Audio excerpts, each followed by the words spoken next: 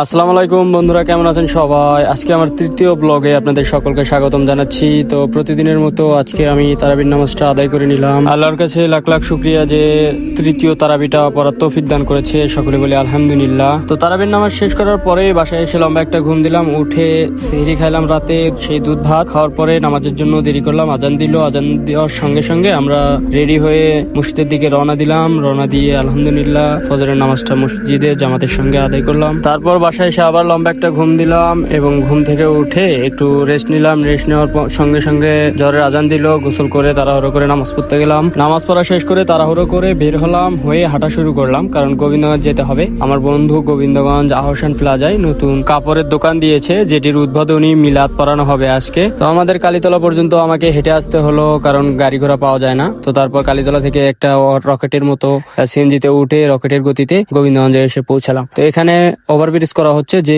Overbridge গুলো দেখতে হুবহুব নৌকার মতো লাগতেছিল। এটা কেমন কথা, সরকার নাই নৌকার, কিন্তু নৌকার মতো ওভারব্রিজ করে রেখে দিছে। যাই হোক, শেখ হাসিনা অনেক চালাক আছে। তো সবশেষে আপনারা রাজমতি সুপার মার্কেটের পিছন দিয়ে রাস্তা দিয়ে যাবেন এবং আহসান প্লাজা দেখতে পাচ্ছেন।